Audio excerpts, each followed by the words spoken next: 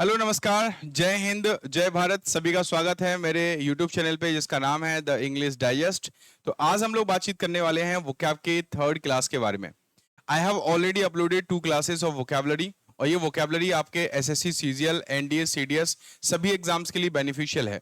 Eight present we are discussing PYQs of these examinations, but उसके बाद में आगे और भी मैं पीवाईक्यूज को डिटेल में डिस्कस करवाऊंगा।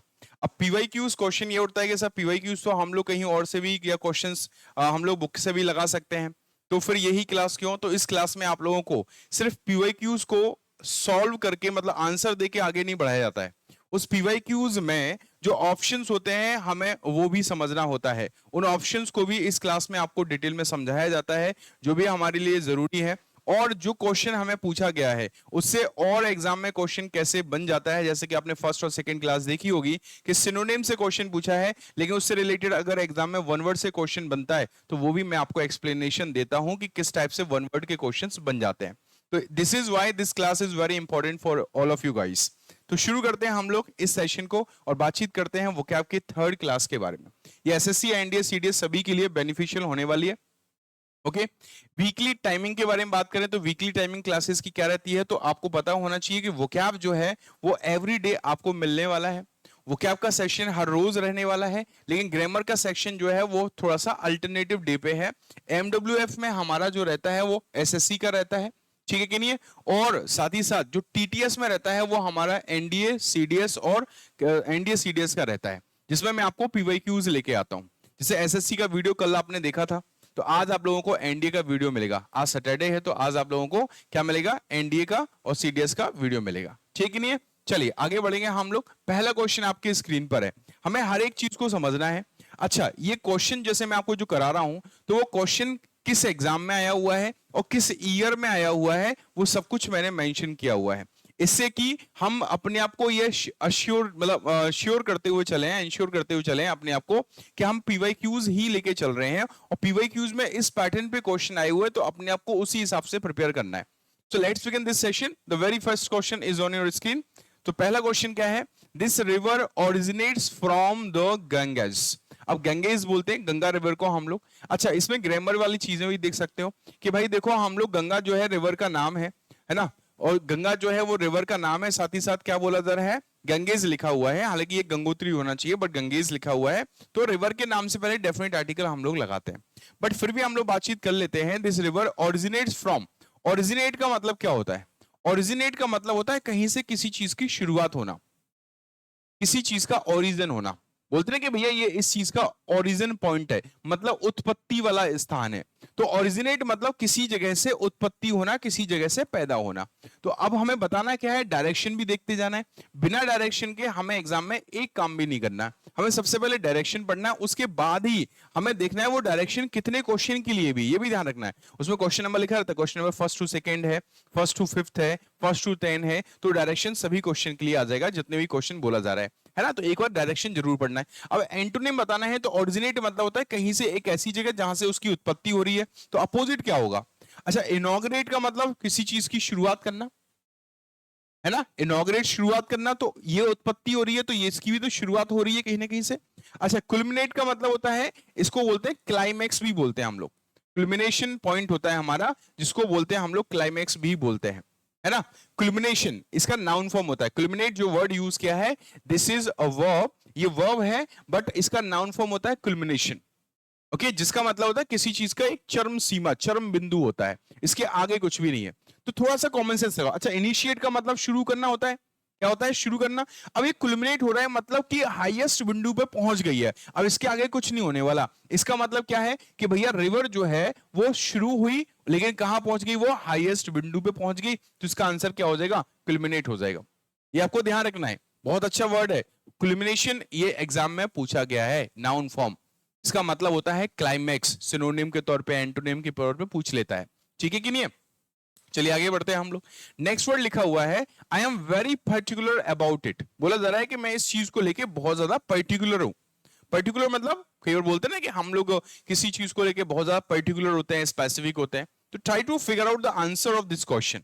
सबसे पहले क्वेश्चन, अच्छा एक चीज और सुन लो, इसमें सीडीएस वाले ये क्वेश्चन है, तो एनडीए वाले भी मिलेंगे, सीडीएस वाले भी हैं आपको, आपको साथ ही साथ आपको एसएससी वाले भी मिलेंगे, सारे मिलेंगे, ठीक है नहीं है? तो इसमें क्या करना है, जनरली एनडीए में जो सिनोनिम एंटोनिम आते हैं, सीडीएस में सिनोनिम एंटोनिम आते हैं, वो सेंटेंस की फॉर्म में आते हैं। और when we talk about SSC CGL या एसएससी एग्जामिनेशन, तो उसमें दोनों तरह के मिलते हैं, डायरेक्ट क्वेश्चन भी मिलते हैं और वो आपको सेंटेंस की फॉर्म में भी मिलते हैं। देख लेते हैं भाई क्या हो जाएगा इसमें। देखो, क्वाइट का मतलब होता है शांत, है ना? मैं किसी चीज को लेके कैसा हूं, पर्टिकुलर हूं। पर्टिकुलर का मतलब होता है प्रिसाइज हूं, मतलब मैं उस चीज को लेके एकदम सटीक हूं कि भाई मैं यही चीज सोच रहा हूं और मैं इससे हटूंगा नहीं, मैं एकदम क्लियर हूं। यहां पर्टिकुलर का मतलब क्लियर हूं, I am very sure about it, किसी चीज के बारे में श्योर होना कि हाँ ये काम करना है तो करना है। लेकिन इसका अपोजिट क्या हो जाएगा, इसका अपोजिट हो जाएगा वेग। वेग का मतलब क्या होता है, वेग का मतलब होता है अस्पष्ट। क्या होता है, अस्पष्ट। और वी कैन से अनक्लियर, क्या कह सकते हैं हम लोग, अनक्लियर कह सकते हैं। इसे मिनट पढ़ोगे तो घड़ी वाला सुई हो जाएगा, लेकिन इसको माइन्यूट पढ़ोगे तो माइन्यूट का मतलब होता है सूक्ष्म। इसको अगर माइन्यूट आप पढ़ रहे हो तो माइन्यूट सेंस में इसका मतलब निकलेगा सूक्ष्म। तो हमें क्या बताना है, एंटोनिम बताना है। तो एंटोनिम में ये जो है ये तो सिनोनिम हो जाएगा प्रिसाइज, है ना, एकदम सटीक, किसी चीज के बारे में एकदम क्लियर होना, सटीक होना, भैया हाँ यही काम करना है। लेकिन वेग का मतलब होता है अस्पष्ट, मैं श्योर नहीं हूं, मैं अनश्योर हूं इस चीज को लेके, ठीक है? तो ये आपको ध्यान रखना है। नेक्स्ट क्वेश्चन पे आ जाते हैं। The film I saw was hilarious. वो फिल्म जो मैंने देखी वो कैसी थी, हिलेरियस थी। कैसी थी भैया, हिलेरियस थी। तो हिलेरियस का मतलब क्या होता है, समझो भाई साहब। हिलेरियस का मतलब होता है जिसको देख के मतलब मजे आ रहे हो, जिसको देख के हंसी बहुत आ रही हो, है ना, उसको बोलते हैं। ट्रेजिक मतलब होता है दुखद, है ना, दुख से भरी हुई। वो कैसी थी, सीरियस थी। अप्रोरिस मतलब होता है क्या, अप्रोरिस मतलब होता है बहुत शोर शराबा था उसमें, है ना, बहुत नॉइजी टाइप की थी, बहुत ज्यादा हंगामा टाइप का था। और जोवियल मतलब होता है चीयरफुल। क्या हो जाएगा, चीयरफुल। चीयरफुल मतलब होता है खुश मिजाज। अब खुश मिजाज है, हिलेरियस है, तो ये तो कहीं ना कहीं क्या हो जाएगा, हाँ भैया बहुत ही ज्यादा कैसी थी, हिलेरियस थी, उसमें हंसी मजाक बहुत ज्यादा था।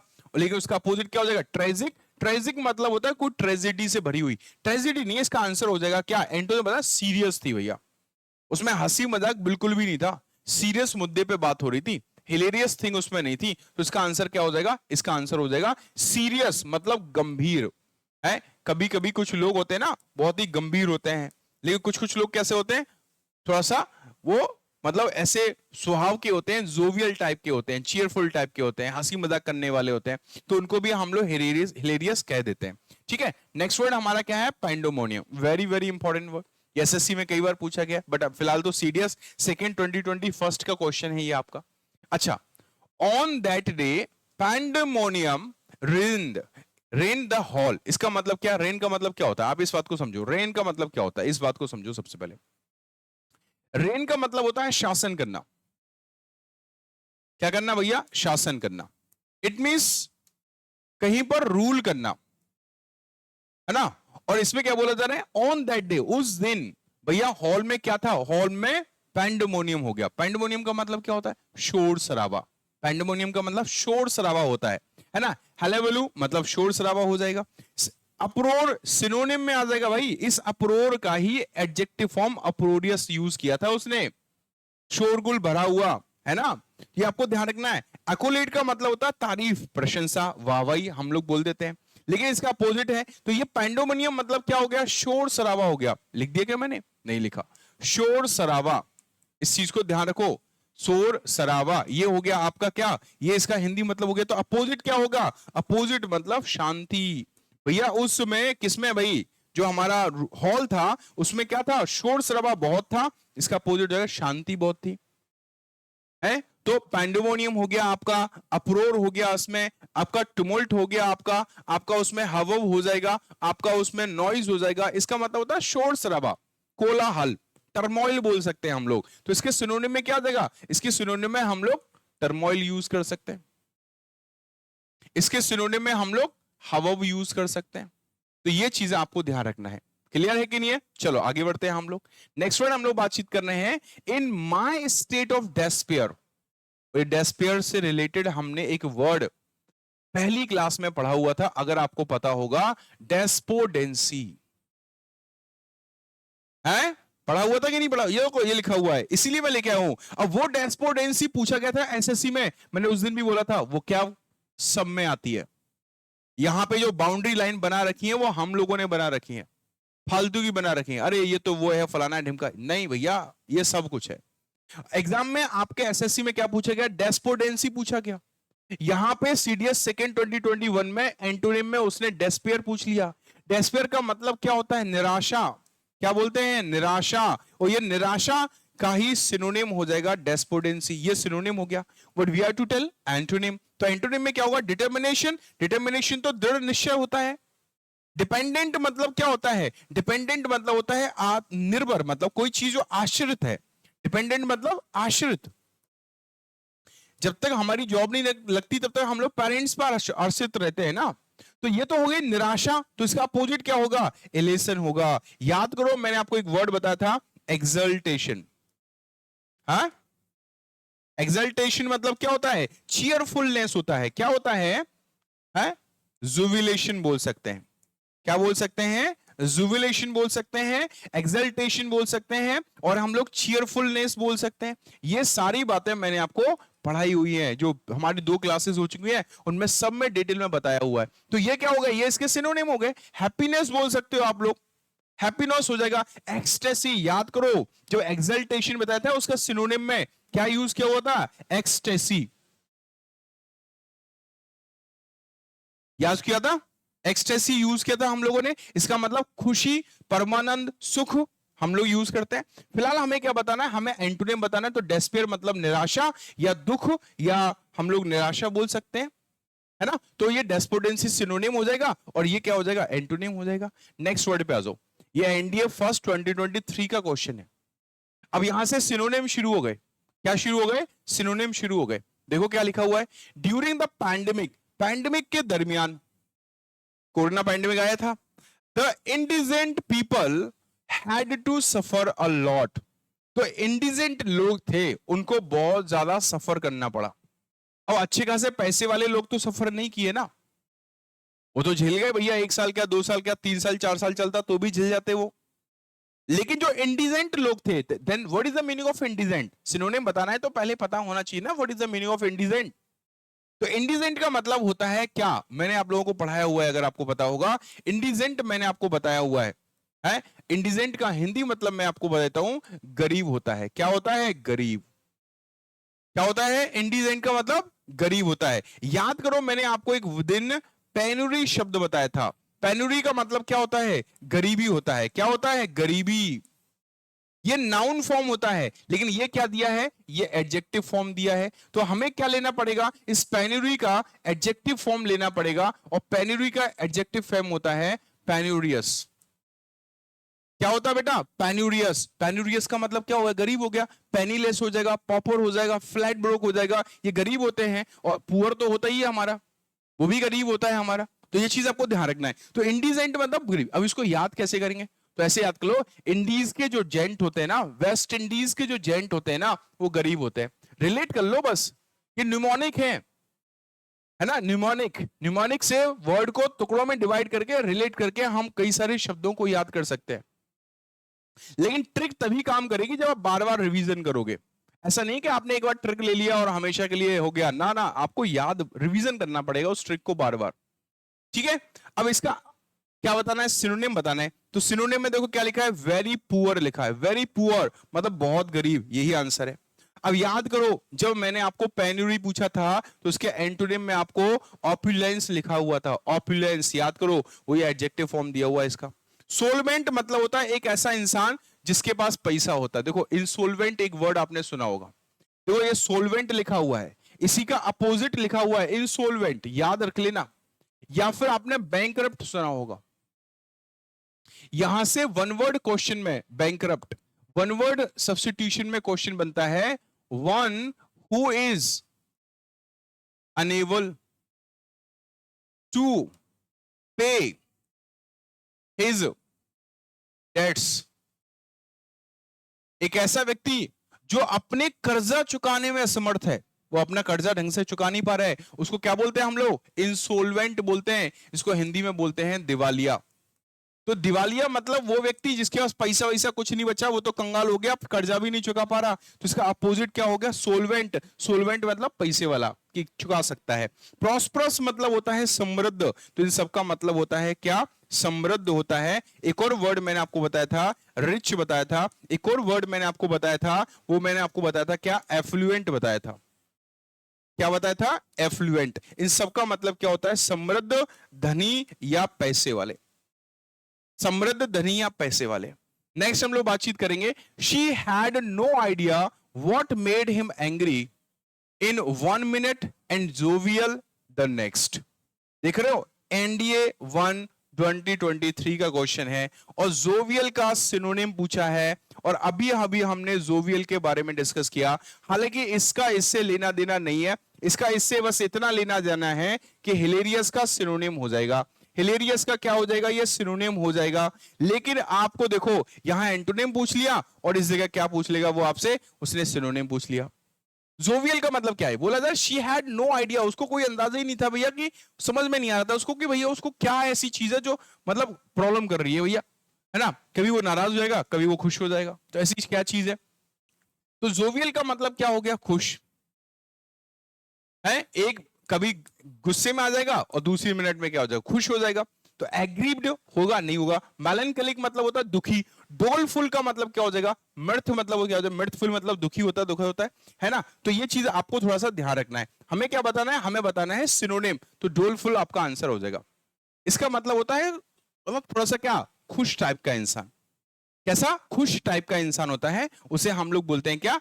ये डोलफुल हो जाएगा। अच्छा, मेलनकलिक क्या होता है? ये होता है दुखी। कैसा होता है? दुखी इंसान। तो ये चीज आपको थोड़ा सा ध्यान रखना है। चलो बात करते हैं हम लोग next word. It is sheer lunacy.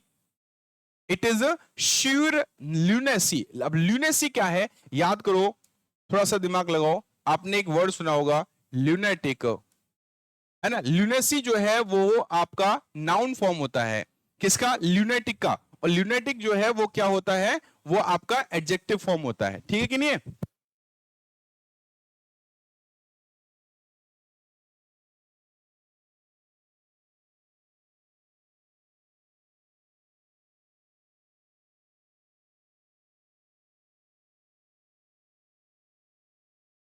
चलिए बताइए इसका मतलब क्या हो जाएगा? ल्यूनेटिक के बारे में बात कर रहे हैं। ल्यूनेटिक, ल्यूनेटिक अजाइलम आपने सुना होगा। ल्यूनेटिक क्या सुना होगा? ल्यूनेटिक अजाइलम आपने सुना होगा, है ना? तो ल्यूनेटिक अजाइलम का मतलब क्या हो जाएगा? बताओ भाई। देखो, ल्यूनेटिक अजाइलम का मतलब क्या हो जाएगा? ल्यूनेटिक का मतलब होता है पागल, और ल्यूनेटिक अजाइलम मतलब होता है पागल खाना।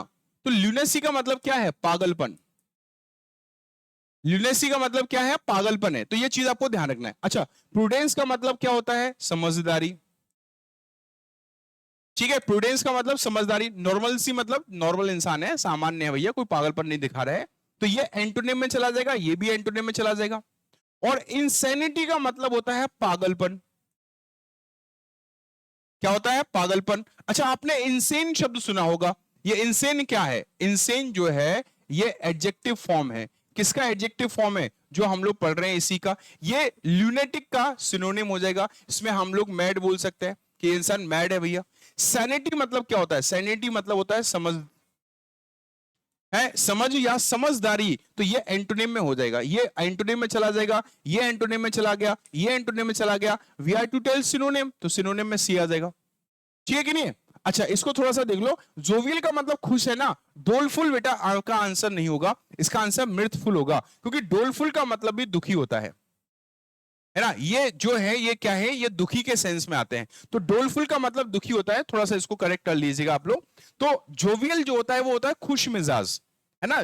जो जुविलेंट टाइप का इंसान है, चीयरफुल टाइप का है। तो मिर्थफुल हो जाएगा। मिर्थफुल का मतलब भी क्या होता है? मिर्थफुल का मतलब दुखी नहीं।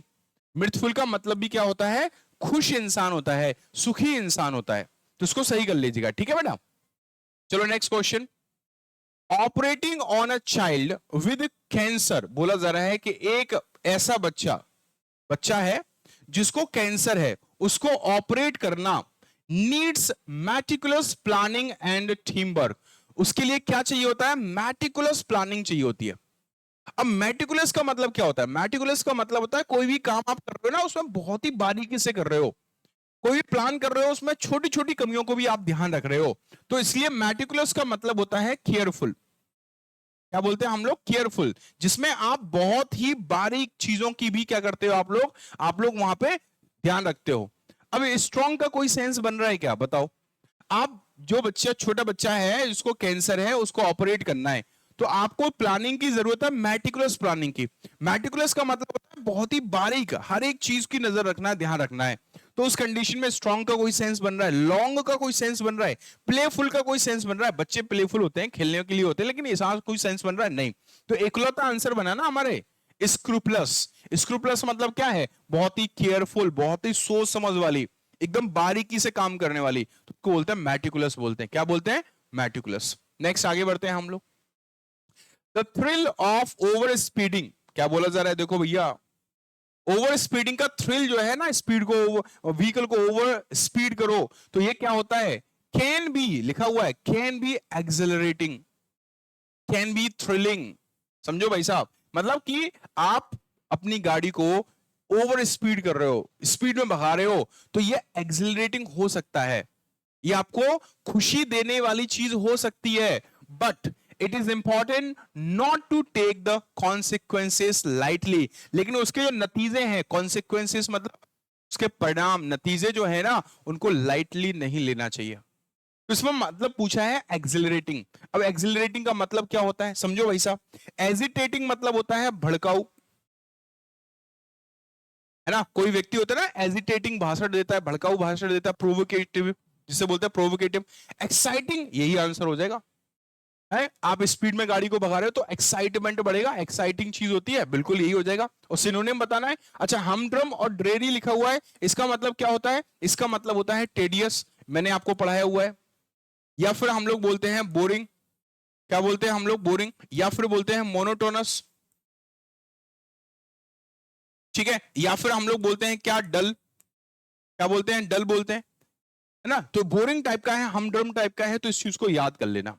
समझ में आ रहा है कि नहीं आ रहा है? चलो आगे बढ़ते हैं हम लोग, इसी के आगे हम बढ़ेंगे। तो अब यहां से इडियम्स हमारे शुरू हो गए, and these idioms have been asked in SSC examination, higher secondary level के एग्जाम में पूछा गया। अब ये इडियम्स एंड फ्रेजेस मैं एसएससी वाले लेके आया हूं। क्यों लेके आया हूं? ये दिखाने के लिए कि ये एनडीए में भी आ सकते हैं, और कुछ ऐसे भी हैं जो एनडीए सीडीएस में आए हुए हैं, है ना? अभी मालूम चलेगा आपको, ठीक है? नहीं, सबसे पहला दिया to make both ends meet. इसका मतलब क्या होता है? इसके लिए एक और इडियम यूज करते हैं, कट योर कोट। कोट भी हो सकता है, अकॉर्डिंग टू योर क्लॉथ। इसका मतलब क्या है? कि इसका हिंदी मतलब होता है कि हमें उतने ही पैर फैलाना चाहिए जितनी हमारी चादर लंबी हो। इसका मतलब यह है कि जितनी हमारी इनकम है ना, बस उसी में गुजर बसर करना है। अगर आपकी इनकम 10,000 रुपए है तो उसी के हिसाब से काम करना है। तो इसका मतलब ये होता है, तो take back what you have said, मतलब जो चीज आपने कह दी उसको वापस ले लेना, कि भैया सॉरी सॉरी गलती हो गई, मुंह से निकल गई है। और जिसको वापस नहीं लिया जा सकता उसे क्या बोलते हैं? कमेंट करके बताना, मैंने फर्स्ट या सेकंड वीडियो में पढ़ाया हुआ था, वन वर्ड सब्स्टिट्यूशन में। नहीं नहीं नहीं नहीं, सिनोनिम में पढ़ाया था मैंने आपको। इसका सिनोनिम बताया था रिवर्स, इरिवर्सिबल है। Next, to anticipate. एंटिसिपेट मतलब होता है अंदाजा लगाना। To live within one's income, यही तो होगा, है? जितनी चादर लंबी है उतने ही पैर फैलाना है। इसका मतलब क्या है? इसका मतलब यह है कि जितनी हमारी इनकम है ना, उसी इनकम के दायरे में रह के काम करना है। समझ में आ रहा है? तो live within one's income, ये मतलब हो जाएगा इसका। Next question, beat around the bush, बहुत अच्छा वर्ड है। इसके लिए एक स्टोरी बोलता हूं। आपने किसी को पैसे दिए, अपने दोस्त को पैसे दे दिए। अब पैसे आपने दे दिए, उसको जरूरत की, लेकिन आप पैसे मांगने गए तो वो इधर उधर की बातें करने लगा। वो टू द पॉइंट बात ही नहीं कर रहा है, इधर उधर की बातें कर रहा है, आपको बातों में लगा दिया। आप भूल गए भैया पैसे मांगने गए थे, आप दूसरी चीजों में पड़ गए। फिर बाद में याद आया, फिर गए, फिर इधर उधर की बातें करने लगा। तो कहने का मतलब यह है कि बीट अराउंड द बुश। इसको ऐसे एक इमेज बनाओ कि भैया बुश का मतलब क्या होता है? बुश का मतलब झाड़ियां हैं। अब कोई जानवर था, कीड़ा मकोड़ा था, वो रेंगने के बाद इन झाड़ियों में बैठ गया, और आप क्या कर रहे हो? आप झाड़ियों के इधर मार रहे हो। अब ये बताओ, कोई चीज झाड़ियों में बैठी है तो झाड़ियों में आप उसको कुछ ढूंढोगे, मारोगे डंडे से किसी से, तो झाड़ियों में मारोगे तब वो निकलेगा ना। लेकिन आप तो झाड़ियों के इधर उधर मार रहे हो, झाड़ी में तो बोल ही नहीं रहे हो। इसका मतलब कोई आप ऐसा काम कर रहे हो या कोई व्यक्ति ऐसा काम कर रहा है जो टू द पॉइंट नहीं है, जो इररिलेवेंट है ना। इस चीज को समझो कि अगर to talk about something important, ना भैया इंपॉर्टेंट तो बात ही नहीं करता, ये मुद्दे से हटके बात करता है, मुद्दा कुछ और चल रहा होता है। गो अराउंड द बुश, है ना, बुश मतलब झाड़ी के चारों ओर जाना, गलत हो जाएगा। लिव अराउंड द बुश, अरे भैया गलत हो जाएगा। Avoid talking about what is important, देखो जो इंपॉर्टेंस है, इंपॉर्टेंट चीज है, उससे अवॉइड करना, मतलब मेन मुद्दे से भटकना होता है ना। कुछ कुछ पॉलिटिशियन, उनसे कुछ ढंग के क्वेश्चन जब रिपोर्टर पूछते हैं ना, तो जो रिपोर्टर होते हैं वो जो पॉलिटिशियंस होते हैं वो मुद्दे से हटके बात करते हैं, मुद्दे से हटके बात करते हैं। जैसे मैं एक सुन रहा था, मुझे याद नहीं कौन है भैया, उनसे पूछा है दिल्ली में बहुत सारे गड्ढे हैं जिसमें आए दिनों किसी न किसी पर्सन की गिर के मौत हो रही है। एक वो केस था नोएडा में, वो गाड़ी लेके गिर गया। एक और था बीच रोड पे जा रहा था बाइक सवार, वो मर गया, रात भर डला रहा बेचारा। तो जब उनसे पूछा गया तो क्या बोलते हैं, बोला 15 साल के गड्ढे हैं, आम आदमी पार्टी ने किए हुए हैं, तो उनको भरने में टाइम लगेगा। तो फालतू का लॉजिक दे रहे हैं भाई, हैं? तो इसका मतलब क्या है, he was beating around the Bush, वो मेन पॉइंट पे बात ही नहीं कर रहे हैं, उन्हें घुमा फिरा के बात कर दी है, ले जाके कहीं पे थोप दिया। चलो आगे बढ़ते हैं हम लोग। व्हेन पिग्स फ्लाई, ये बहुत अच्छा आइडिया है, थोड़ा सा दिमाग लगाओ। व्हेन पिग्स फ्लाई, एक तो आपके पास, आप दोस्त के पास आप पैसे मांगने के लिए, वो मेन पॉइंट पे बात ही नहीं कर रहा है, घुमा फिरा के बात कर रहा है। अल्टीमेटली उसे घुमा फिरा के मैं कहीं ना कहीं लेके आ गया, भैया तो पैसे के बारे में बता, पैसे कब देगा, 100 रुपए लिए वो भी नहीं दे रहा है। तो उसने बोल दिया देख भाई तेरे पैसे मैं दूंगा when pigs fly, I will return your money when pigs fly. इसका मतलब आप तो खुशी खुशी आ गए, आपको अंग्रेजी पता नहीं था, लेकिन आपके दिमाग में वो बात चल रही थी कि भैया व्हेन पिग्स फ्लाई बोल रहा है, तो इसका मतलब कभी ना कभी दे देगा, है। आपके घर पे भैया ने पूछा भैया पैसे कब दे रहा है वो, तुमने बोला भैया सर, भैया उसने ये बोला है कि व्हेन पिग्स फ्लाई। तो व्हेन पिग्स फ्लाई का मतलब क्या हो गया, सोचो, दिमाग लगाओ, कि वो पैसे लौटाएगा जब सूअर उड़ेंगे। पॉसिबल है क्या? हाँ, जब सूअर उड़ना शुरू करेंगे तब वो पैसे देगा। तो ऐसा पॉसिबल है कि सूअर उड़ना शुरू कर देंगे? ना भैया। तो इसका मतलब व्हेन पिग्स फ्लाई का मतलब होता है कोई ऐसी चीज जो कभी होने वाली नहीं है। तो इसका आंसर हो जाएगा something that will never happen यार, हाँ, जो कभी पॉसिबल ही नहीं है। इसका मतलब वो कभी पैसे देने वाला है ही नहीं है, ना सूअर उड़ेंगे और ना वो पैसे देगा। समझ में आया? तो व्हेन पिग्स फ्लाई मतलब जो कभी होने वाले नहीं है। वाइल्ड गूस चेज ये मैंने आपको बताया हुआ है, अभी मैंने आप लोगों को, क्योंकि आज तीसरे नंबर की क्लास है, बता चुका हूं। एक बताया था बीट या फ्लॉग और डेड हॉर्स, बताया था कि नहीं बताया था? डेड हॉर्स, ठीक है। एक मैंने आपको बताया था बीट द एयर। इन सबका एक ही मतलब है तीनों का, चाहे वाइल्ड गूस चेज आ जाए, बीट और डेड हॉर्स आ जाए, फ्लॉग और डेड हॉर्स आ जाए, बीट द एयर आ जाए, फालतू की कोशिश करना। फ्रूटफुल सर्च नहीं, फ्रूटफुल नहीं है, फ्रूटलेस है। फ्रूटलेस मतलब होता है बेकार, बेकार की कोशिश करना। भैया आप कोशिश कर रहे हो, मेहनत कर रहे हो, फ्यूटाइल एफर्ट लगा रहे हो, लेकिन कोई मतलब नहीं है उसका। Everything will be in when, मतलब बेकार चली जाएगी सब कुछ। तो हवा को पीटो, पीट के दिखाओ हवा को, फालतू है। मरे हुए घोड़े को चाबुक लगाना, मारते रहो, कोई फर्क पड़ेगा उसको? नहीं पड़ेगा। चलो आगे बढ़ते हैं। Out of the frying pan, बहुत अच्छा वर्ड है, बहुत अच्छा वर्ड। अब देखो इसमें क्या होता है, कई बार हम लोगों के साथ में ऐसी सिचुएशन होती है बोलते ना कि भैया एक कहावत आपने सुनी होगी, हिंदी में बोलते हैं कि आसमान से टपके और खजूरों पे लटके। मतलब आसमान में ठीक थे, आके हमारी कंडीशन खराब हो गई। तो वही वाली कंडीशन कहीं ना कहीं बन रही है। Out of the frying pan, pan मतलब होता है इसमें हम लोग कुछ चीज फ्राई करते हैं ना, आपने देखा होगा, वो ठेले वाले तड़का लगाते हैं, वो चीज करते हैं, खाना बनाते हैं ढाबे वाले, उसको बोलते हैं फ्राइंग पैन। कोई चीज फ्राइंग पैन में थी, अब उसको फ्राइंग पैन में है, तो उसको वो खत्म होगी। मान के चलो एक मछली है, फ्राइंग पैन में है, वो उसमें मरेगी, लेकिन धीमे धीमे मरेगी। लेकिन गलती क्या हो गई उससे, वो उछल के आग में चली गई, वो तुरंत मर गई। मतलब वो खराब कंडीशन में थी, लेकिन और ज्यादा खराब कंडीशन में चली गई। तो इसमें बोलते हैं हम बद से बदतर हो जाना।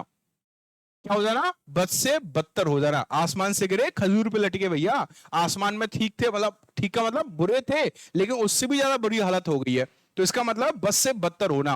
कोई चीज है जो खराब है तो बैड है, बैड मतलब बुरी है, लेकिन उसकी कंडीशन और ज्यादा खराब हो गई, तो बैड टू वर्स हो जाना। अब देख लो, being with someone through good times as well as bad times. एक ऐसा इंसान जो किसी के साथ में अच्छे बुरे वक्त दोनों में है। तो इसका मतलब ये नहीं होता है ईडियम, इस ईडियम का मतलब ये नहीं होता है। इस मतलब के लिए एक ईडियम आता है, वो आता है, याद कर लेना, थ्रू थिक एंड थिन। एक ईडियम होता है थ्रू थिक एंड थिन, और इसका हिंदी मतलब, इंग्लिश मतलब होता है ये कि एक ऐसा व्यक्ति किसी के साथ है बुरे दोनों वक्त में शायद है, उसको बोलते हैं हम लोग। या एक और ईडियम सेम के लिए बनता है, वो बनता है रेन और शाइन। मतलब चाहे अच्छे दिन हो चाहे बुरे दिन हो, मैं आपके साथ खड़ा रहूंगा। ठीक है कि नहीं है? चलो आगे बढ़ते हैं। बीइंग अ हॉरिबल कुक, बहुत ही भयंकर वाले कुक बनना। तो कुक की तो बात ही नहीं हो रही है भाई यहां पे। Things getting intense by the hour, जैसा समय बीत रहा है ना, चीजें और खराब होती जा रही हैं। नहीं, इसका मतलब यह है कि things going from bad to worse, चीजें बद से बदतर होती जा रही है। इंटेंस मतलब होता है कोई चीज में बढ़ोतरी हो रही है ना, लेकिन इसका मतलब है बद से बदतर हो रही है। खराब तो थी और ज्यादा खराब हो रही है। तो यह चीज आपको ध्यान रखना है। कुछ इडियम्स में एक्स्ट्रा भी आप लोगों को बताते जा रहा हूं, वो चीज आपको ध्यान रखना है। अब सेशन कैसा लगा इस वोकैब वाला, तो कमेंट करके जरूर बताइएगा आप लोग। और अगर आप लोग नए हो तो चैनल को सब्सक्राइब कर लो, है ना, और बेल आइकन दबा लो, जिससे क्लासेस की जो नोटिफिकेशंस है वो आपको डेली मिलते रहेंगे। तो वोकैब का थर्ड क्लास यही कंप्लीट करते हैं। आज शाम को जो आपको वीडियो मिलेगा वो मिलेगा एनडीए सीडीएस से रिलेटेड, एरर फाइंडिंग से रिलेटेड क्वेश्चंस, किस टाइप के क्वेश्चंस और आते हैं, एक वीडियो आ चुका है। एसएससी सीजीएल का भी वीडियो एक आ चुका है, तो उसमें आप जाके चेक कीजिएगा। और मैं तो ये कहूंगा कि आप किसी भी एग्जाम की तैयारी कर रहे हो, आप सारे वीडियो चेक करके चलो, क्योंकि देखो प्रैक्टिस मेक्स मैन परफेक्ट।